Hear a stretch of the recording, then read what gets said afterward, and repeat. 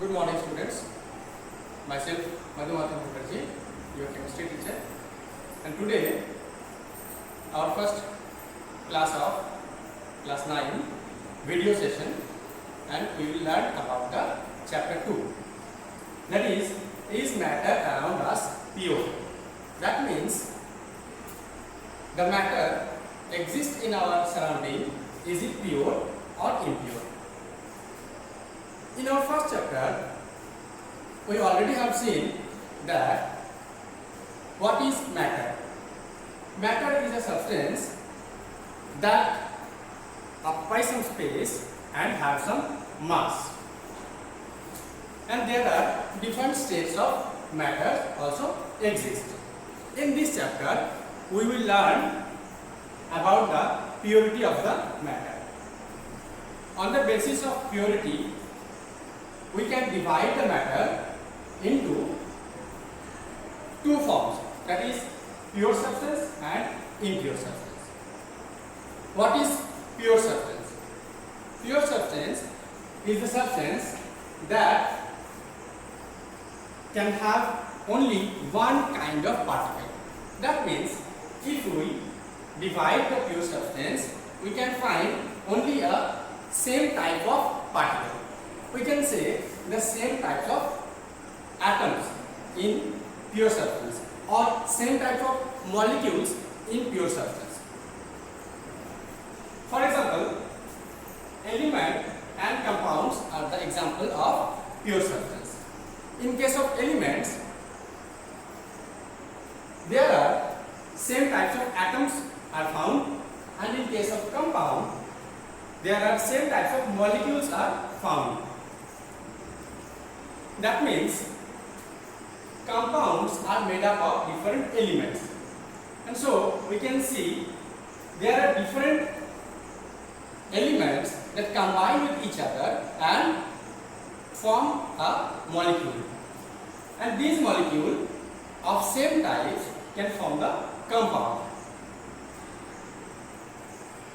तो ऐसा है कि पिछले चैप्टर में हम लोग मैटर क्या है ये देखे थे। मैटर क्या है? मैटर एक ऐसा सब्सटेंस है जो कुछ स्पेस लेता है और कुछ जगह ऑक्युपाई करता है। मैटर को हम लोग प्योरिटी के हिसाब से प्योर एंड इम्प्योर दो कैटेगरी में डिवाइड कर सकते हैं। फर्स्ट चैप्टर में हम लोग देखे थे कि मैटर इसका डिफरेंट स्टेट था। क्या क्या स्टेट था? Solid, liquid, gas. These are the three general categories of the matter. But two more types also exist. These are the BEC state and plasma state. Plasma state is the most common state that found in the universe. But here we can see the pure substance and the impure substance. That means pure matter and impure matter. Pure matter के अंदर में element and compound आता है। Pure matter कुछ example देते हैं, जैसे कि आयरन की rod, gold, silver, sodium chloride, water, ये सब प्योर सब्सटेंस है। कुछ एलिमेंट है, कुछ कंपाउंड है। एलिमेंट और कंपाउंड क्या होता है? एलिमेंट वो सब्सटेंस है जिसको अगर हम लोग डिवाइड करेंगे तो हमें सिर्फ एक तरह का एटम मिलेगा। एक तरह का एटम मतलब क्या होता है? जैसे अगर हम लोग एक आयरन की रॉड को उसको डिवाइड करते रहेंगे छोटे छोटे पार्ट में, तो हमें अल्टीमेटली आयरन के एक एटम मिलेगा जिसके अंदर वो टोटल रॉड का कैरेक्टरिस्टिक्स मौजूद होगा। दैट मींस आयरन की रॉड मैग्नेट की तरफ अट्रैक्ट होता है और एक सिंगल आयरन के एटम भी मैग्नेट की तरफ अट्रैक्ट होगा। इन केस ऑफ कंपाउंड, इसमें क्या होता है? Compound, these are the substance that are made up of different elements. That means, for example, water. Water is a compound, and water is made up of hydrogen and oxygen. In case of distilled water, it is a pure substance. That means pure compound. जो drinking water हम लोग पीते हैं, हाँ, वो bacteria free होता है, but उसमें कुछ मिनरल्स मौजूद होता है, उसको हम लोग प्योर वाटर नहीं बोल सकते।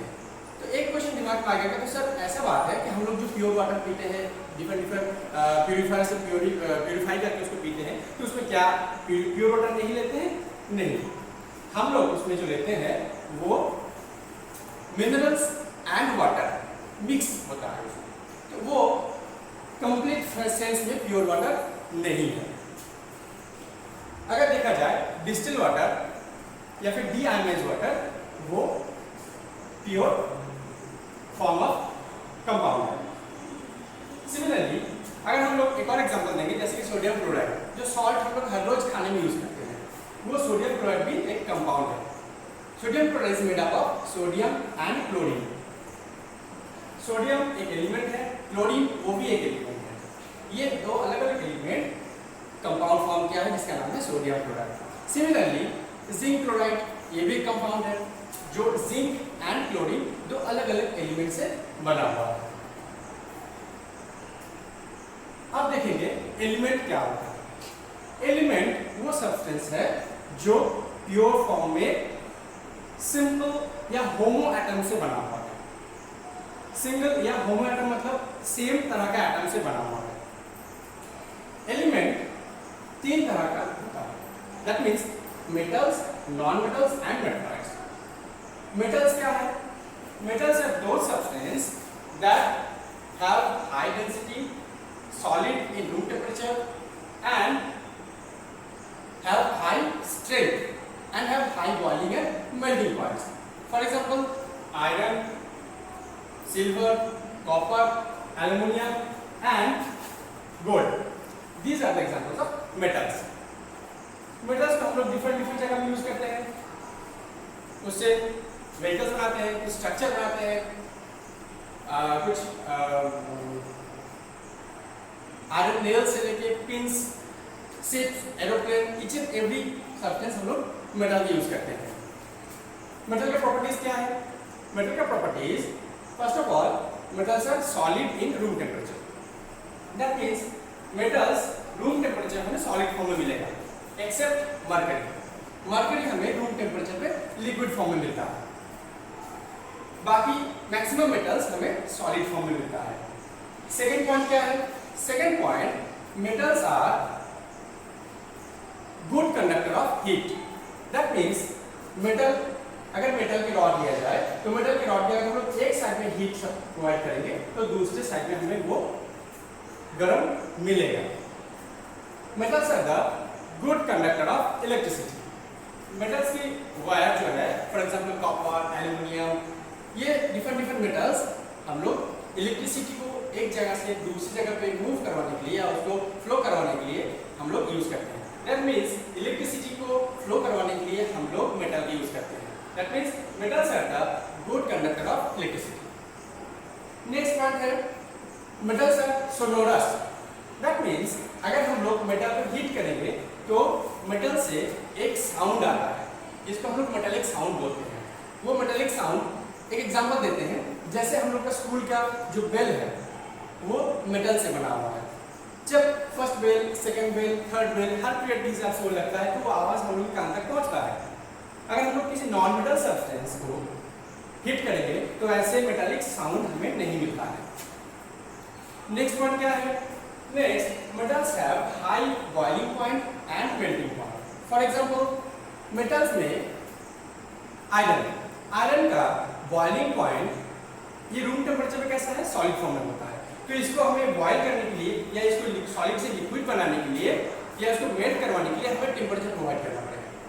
जब हम लोग हाई टेम्परेचर प्रोवाइड करवाएंगे तभी आयरन सॉलिड से लिक्विड फॉर्म में आ सकता है। दैट मीन्स मैटर का सॉलिड स्टेट से लिक्विड स्टेट पे आने के लिए हम लोग फर्स्ट चैप्टर में ऑलरेडी देखे थे कि इसमें हमें हीट सप्लाई करना पड़ता है। तो आयरन को नियर अबाउट 1500 के आसपास हमें टेम्परेचर प्रोवाइड करना पड़ता है, तब जाके आयरन सॉलिड से लिक्विड आता है। That means it is a high temperature, काफी ज्यादा टेम्परेचर हमें प्रोवाइड करना पड़ता है, तब जाके आयरन सॉलिड से लिक्विड स्टेट में आता है। बॉइलिंग पॉइंट इससे भी हाई होगा। तो डिफरेंट मेटल्स, इसका डिफरेंट बॉइलिंग और मेल्टिंग पॉइंट है, बट हर एक मेटल का बॉइलिंग और मेल्टिंग पॉइंट काफी हाई होता है, except mercury. Mercury room temperature पे हमें लिक्विड फॉर्म में मिल जाता है। नेक्स्ट, अगर हम लोग देखेंगे तो मेटल का मैक्सिमम मेटल हमें ग्रे कलर में मिलता है। Grey colour means the colour of the silver, the colour of the aluminium, the colour of the steel, ये मैक्सिमम जो कलर है मेटल की वो ग्रे कलर में होता है।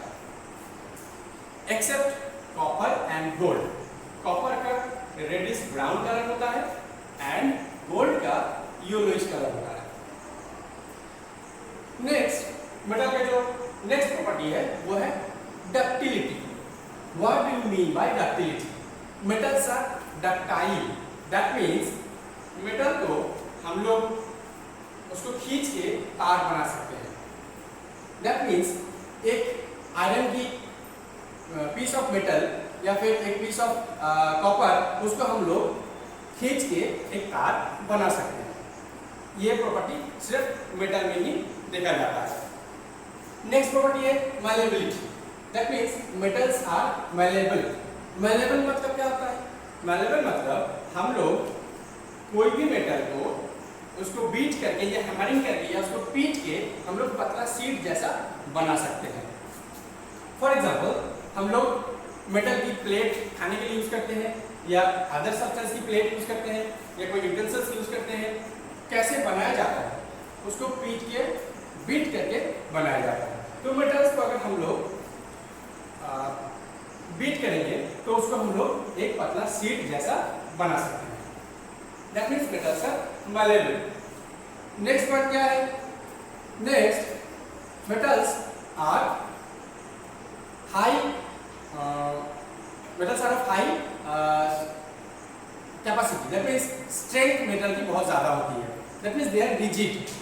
रिजिड मतलब मेटल जल्दी से टूटता नहीं है, उसके पास टेंसिल स्ट्रेंथ बहुत ज्यादा होता है। टेंसिल स्ट्रेंथ मतलब वो बहुत लंबा टाइम तक किसी भी प्रेशर को मेंटेन कर सकता है।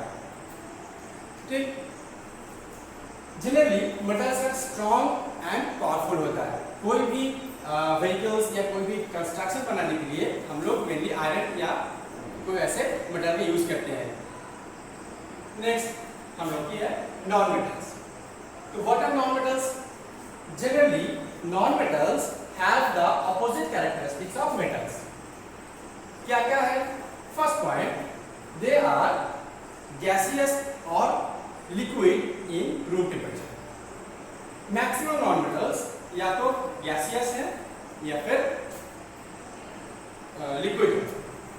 कुछ non-metals जो powder form में मिलता है, इसका कोई definite fixed shape नहीं होता है। For example, hydrogen, chlorine, oxygen, all these non-metals are found in gaseous state. एक non-metal ऐसा है ब्रोमीन, जो हमें रूम टेम्परेचर पे लिक्विड स्टेट में मिलता है। नेक्स्ट non-metal की प्रॉपर्टी जो है वो है non-ductile। दैट मीन्स non-metal को हम लोग खींच के तार जैसा नहीं बना सकते। That means non-metals are non-ductile। Non-metals are also non-malleable। Non-metal को हम लोग पीट के पतला शीट जैसा नहीं बना सकते। malleability मेटल में देखा जाता है। जैसे मेटल की कोई शीट को पीट के हम लोग नॉर्मल प्लेट जैसा बना सकते हैं, but non-metal for example hydrogen, chlorine, इसको हम लोग पीट के पतला शीट जैसा नहीं बना सकते। For example hydrogen, oxygen, chlorine, कोई भी गैसियस सब्सटेंस को हम लोग पीट नहीं सकते, उसको हम लोग पीट के शीट जैसा नहीं बना सकते। Non metals are non sonorous. That means अगर हम लोग नॉन मेटल को हीट करेंगे या उसको पीटेंगे तो उसमें से कोई साउंड नहीं आता है। Similar examples are there, hydrogen, oxygen, chlorine, ये गैसियस सब्सटेंस को हम लोग अगर पीटेंगे तो इसमें से हमें कोई साउंड नहीं मिलेगा। That means non metals are non sonorous. Next point है they are poor conductor of heat. That means non metal में अगर हम लोग हीट प्रोवाइड करेंगे तो वो गुड कंडक्टर नहीं है। दैट मीन्स इलेक्ट्रिसिटी को, हीट को नॉन मेटल्स एक जगह से दूसरी जगह प्रोवाइड नहीं करवाता है। सिमिलरली इलेक्ट्रिसिटी के केस में भी देखेंगे non metals are poor conductor of electricity. Non metals electricity का पुअर कंडक्टर है। जैसे हम लोग इलेक्ट्रिसिटी को एक जगह से दूसरी जगह पर मूव करवाने के लिए या उसका वायर बनाने के लिए नॉन मेटल की यूज नहीं कर पाएंगे। because non-metals are the poor conductor, that means bad conductor of electricity. इसके थ्रू इलेक्ट्रिसिटी पास नहीं होता है, except graphite. Graphite is a form of carbon that can allow the electricity to pass through them. That means non-metal में carbon का एक ऐसा form है graphite जिसके थ्रू हम लोग इलेक्ट्रिसिटी पास करवा सकते हैं. That means ग्राफाइट अलाउ करता है कि उसके अंदर से इलेक्ट्रिसिटी पास हो. ये एक एक्सेप्शनल केस है. Next, maximum non metals are non rigid. That means ये रिजिड नहीं है. क्यों रिजिड नहीं है? क्योंकि इसका मॉलिक्यूलर स्ट्रक्चर उसको रिजिडिटी नहीं देता है. इसका सेपन स्ट्रक्चर ऐसा है जो उसको रिजिडिटी प्रोवाइड नहीं करता है. जैसे मेटल्स का स्ट्रक्चर है, मेटल्स का एटॉमिक स्ट्रक्चर है, इसका बॉन्डिंग है. नॉन मेटल्स का similar bonding and atomic structure नहीं है, जिसकी वजह से नॉन मेटल्स उतना रिजिड एंड स्ट्रॉन्ग नहीं है. नेक्स्ट क्या है कि नॉन मेटल्स मैक्सिमम क्या होता है, सॉफ्ट या फिर स्ट्रॉन्ग नहीं होता है. जैसे any of the gas, hydrogen, oxygen, chlorine, carbon solid form में होगा तो उसका वो भी सॉफ्ट होता है, पाउडर फॉर्म में होता है. सल्फर ये भी सॉफ्ट एंड पाउडर फॉर्म में होता है. ये भी हार्ड या स्ट्रॉन्ग नहीं है, एक्सेप्ट कार्बन की एक फॉर्म जो डायमंड के नाम से जाना जाता है. वो सबसे हार्डेस्ट एलिमेंट्स में से जाना जाता है. हार्डेस्ट एलिमेंट मतलब ये इतना स्ट्रॉन्ग है कि ये डायमंड को हम लोग डायमंड से किसी और सब्सटेंस को काट सकते हैं. ठीक, जैसे ये एक्सेप्शनल केस है. कार्बन का एक फॉर्म जो डायमंड है ये लस्ट्रस भी है. जैसे हम लोग मेटल को देखे थे कि metals are lustrous, that means metals चमकता है. मेटल्स का अपने आप में एक चमक होता है, उसका शाइनिंग प्रॉपर्टी है. कोई भी मेटालिक सरफेस के ऊपर हम लोग अगर लाइट उसमें डालेंगे तो क्या होता है, मेटल्स वो लाइट को रिफ्लेक्ट कर सकता है. Metals can act as a mirror, but non metals नहीं कर सकता है एक्सेप्ट डायमंड. डायमंड के पास वो लाइट रिफ्लेक्टिंग प्रॉपर्टी मौजूद है, ये चमकता है. नेक्स्ट, हम लोग मेटल में देखे थे कि maximum metals are in grey in colour. Maximum metal का कोई कलर नहीं था एक्सेप्ट कॉपर एंड गोल्ड की. बट नॉन मेटल्स हमें डिफरेंट कलरफुल दिखाई देता है.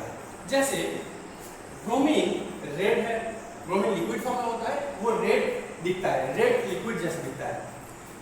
क्लोरीन ये गैस है बट ये येलोइश ग्रीन टाइप का दिखता है. सल्फर जो पाउडर फॉर्म में मिलता है, सल्फर हमें येलो कलर में दिखाई देता है. फॉस्फोरस हमें व्हाइट दिखाई देता है. That means these substances are colorful. That means non-metal वो कलरफुल हो सकते हैं. मैक्सिमम नॉन-मेटल का अपने पास कलर है. कार्बन ब्लैक कलर में होता है. बट हम लोग मेटल में क्या देखे थे, मेटल्स वो मैक्सिमम ग्रे कलर में होता था. नेक्स्ट क्या है, मेटल्स एंड नॉन-मेटल्स के बीच में अगर देखेंगे तो metals are more strong and powerful than non metals. Non metals के पास अपने स्ट्रक्चर की वजह से, अपनी एटॉमिक स्ट्रक्चर या जो इंटरमोलिकुलर बॉन्डिंग है उसके वजह से ये थोड़ा सा कम पावरफुल या कम स्ट्रॉन्ग दिखाई देता है in comparison to metals. Intermolecular space metal में बहुत कम होता है. दोनों मॉलिक्यूल के बीच में मेटल में जितना स्पेस होता है लगभग ना के बराबर, स्पेस एकदम ना के बराबर होता है. बट नॉन मेटल्स में दो मॉलिक्यूल के बीच में या दो एटम के बीच में स्पेस काफी ज्यादा होता है. इसीलिए इसके दोनों एटम के बीच में या दो मॉलिक्यूल के बीच में अट्रैक्शन थोड़ा कम हो जाता है. इसी वजह से नॉन मेटल्स इसके पास उतना स्ट्रॉन्ग या रिजिडिटी नहीं आता है, इसके पास उतना स्ट्रेंथ नहीं आता है. Next, metalloids. मेटलॉइड्स क्या है? Metalloids are the substance that contains the property of metals and non metals.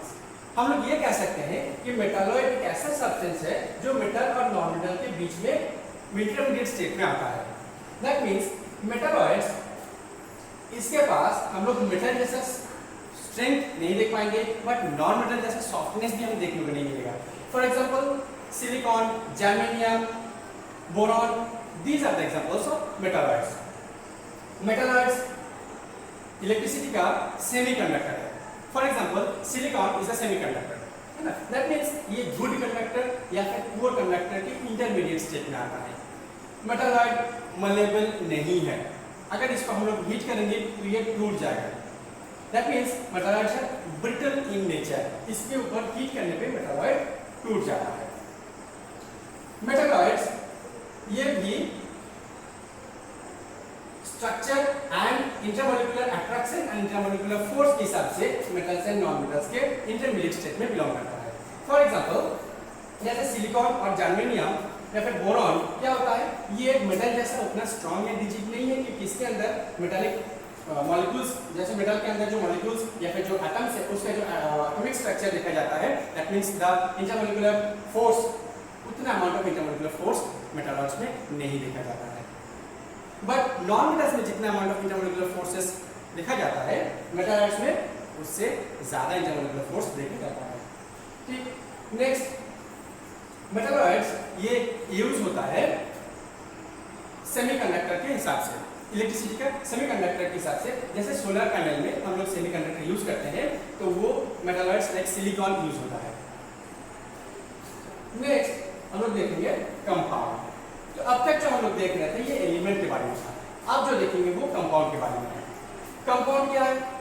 When different elements react with each other and produce a new substance is known as a compound. For example, water is a compound. When hydrogen and oxygen reacts with each other, it produce a compound.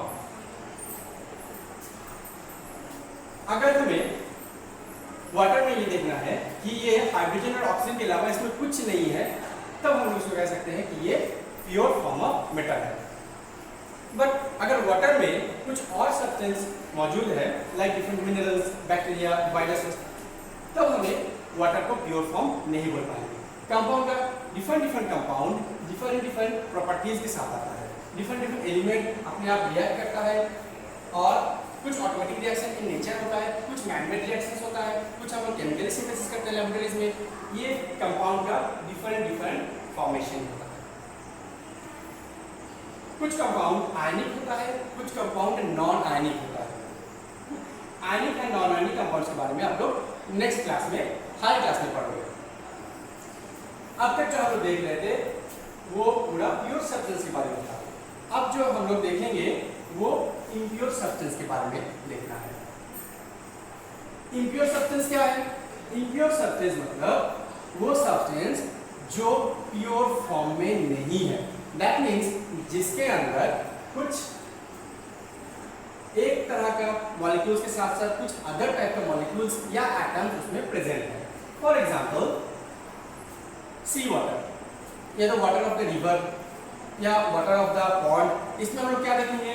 Water के साथ साथ उसमें कुछ bacteria मिलेगा, कुछ virus मिलेगा, this means they are living thing, organic thing, and उसके साथ साथ कुछ इनऑर्गेनिक सब्सटेंस भी मिलता है। फॉर एग्जांपल सी वाटर में हमें सॉल्ट मिलता है, डिफरेंट टाइप्स ऑफ सॉल्ट, जैसे मेनली हमें सोडियम क्लोराइड मिलता है, उसके साथ साथ कुछ मैग्नीशियम क्लोराइड, कुछ जिंक क्लोराइड, ये हमें मिलता है। दैट मींस H2O के साथ डिफरेंट अदर कंपाउंड उसके साथ मिक्सिंग कंडीशन में है, तो उसको हम लोग इम्प्योर सब्सटेंस बताएंगे। इम्प्योर सब्सटेंस का सबसे अच्छा एग्जांपल है ये मिक्सचर है।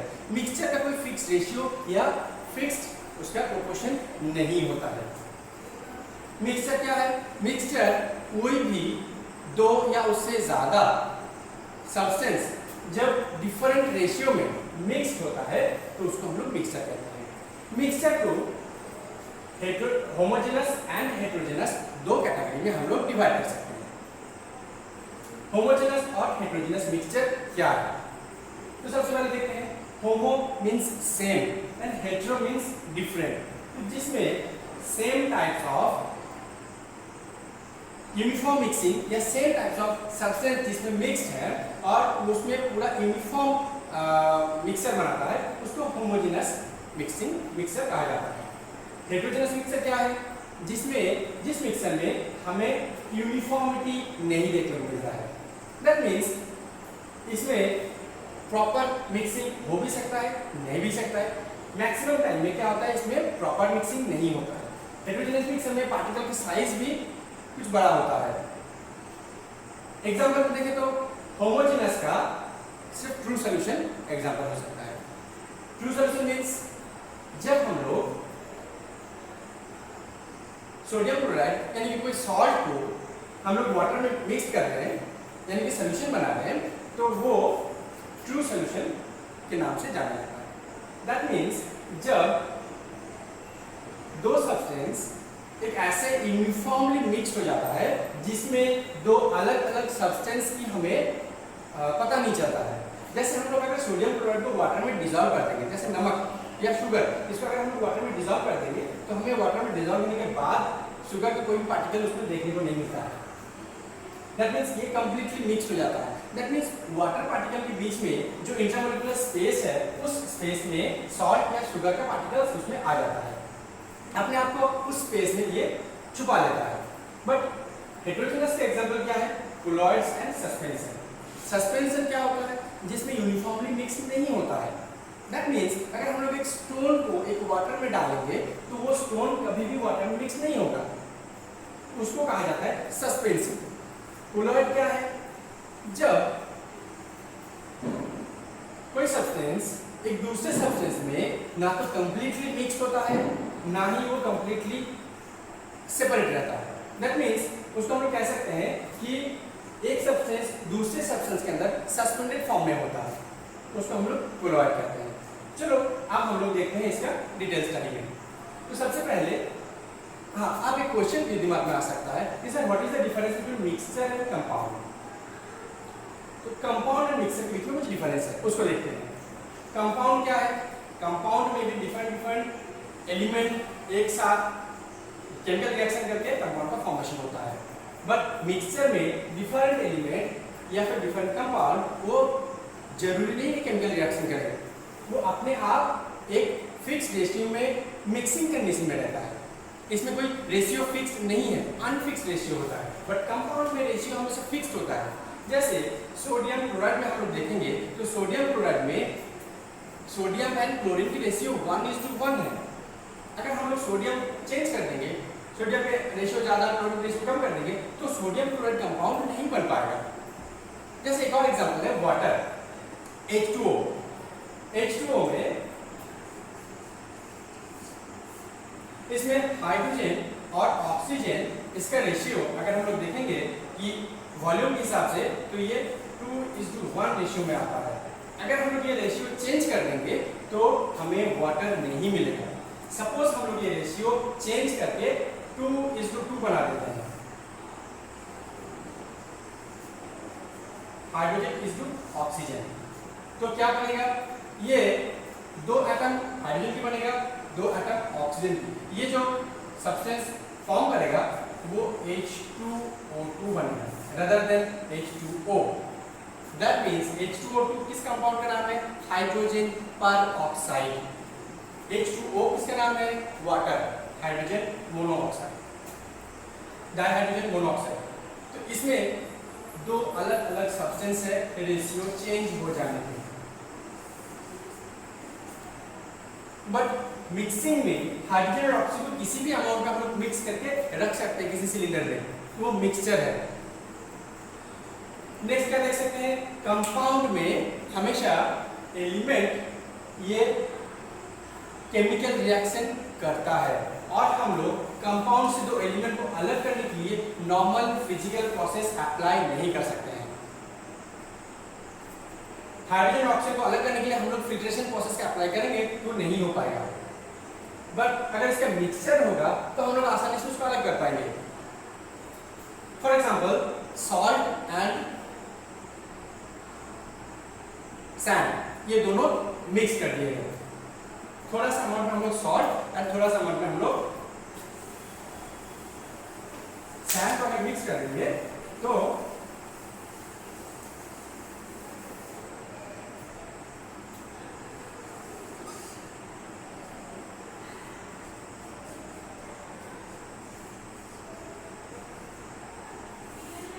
सॉल्ट एंड सैंड को अगर हम मिक्स कर देंगे तो हम लोग इसको आसानी से अलग कर सकते हैं। कैसे अलग करेंगे? हम लोग इसको पानी में डिसॉल्व कर देंगे तो सॉल्ट उसमें आसानी से डिसॉल्व हो जाएगा, बट सैंड डिसॉल्व नहीं हो पाएगा।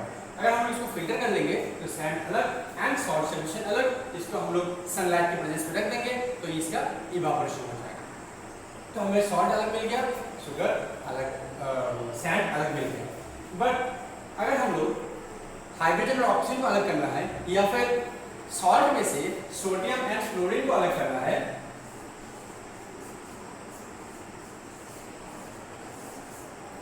इसमें से अगर सोडियम और क्लोरीन को अलग करना है तो हमें किसी अदर केमिकल प्रोसेस को अप्लाई करना पड़ता है। इसमें जनरली हम लोग फिजिकल प्रोसेस से या सिंपल प्रोसेस से इसको सेपरेट नहीं कर पाएंगे। मिक्सचर होमोजेनस या हेटेरोजेनस हो सकता है, बट कंपाउंड हमेशा प्योर फॉर्म में होता है। मिक्सचर जनरली इम्प्योर है बट कंपाउंड प्योर फॉर्म है। ठीक, डिफरेंट कंपाउंड मिक्स होकर एक मिक्सचर बना सकता है, बट वो आपस में केमिकल रिएक्शन नहीं करते, बट डिफरेंट एलिमेंट्स अपने आप में रिएक्शन करते हैं या फिर ह्यूमन बीइंग उसमें फोर्सफुली रिएक्शन करवा के कंपाउंड का फॉर्मेशन करवा सकता है, तब वो प्योर सब्सटेंस ही रहेगा। अब हम लोग देखेंगे कि होमोजेनस एंड हेटेरोजेनस का डिटेल। तो होमोजेनस एंड हेटेरोजेनस में क्या है? Homogeneous mixture and heterogeneous mixture. Homogeneous mixture, इसका जो प्रॉपर्टीज है यूनिफॉर्मली मिक्स हो जाता है, जो भी सब्सटेंस है वो यूनिफॉर्मली मिक्स हो जाता है। For example true solution. True solution का प्रॉपर्टीज क्या है? ट्रू सॉल्यूशन का प्रॉपर्टीज है इसका जो पार्टिकल्स है, जो दो सब्सटेंस मिलकर ट्रू सॉल्यूशन, दो या तीन सब्सटेंस जो मिलकर ट्रू सॉल्यूशन बनाया है, इसमें दो पार्ट होता है, एक सॉल्यूट पार्ट, दूसरा सॉल्वेंट पार्ट। तो सॉल्यूशन में जो सॉल्वेंट पार्ट होता है उसका अमाउंट ज्यादा होता है। फॉर एग्जांपल अगर हम लोग सॉल्ट एंड वाटर का सॉल्यूशन बना रहे हैं तो उसमें water is the solvent and salt is the solute.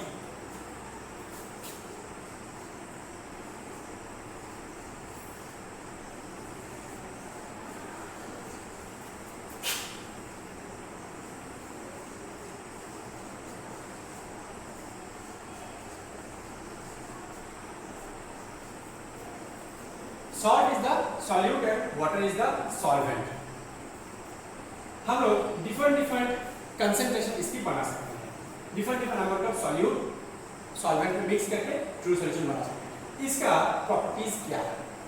True solution का प्रॉपर्टीज होता है हमेशा इसमें सिंगल फेज देखा जाता है। सिंगल फेज का मतलब क्या है? सिंगल फेज का मतलब है कि इसमें सिर्फ सॉल्वेंट का फेज यानी कि सॉल्वेंट का स्टेट ही देखा जाता है, सॉल्यूट का अपना स्टेट इसमें विजिबल नहीं होता।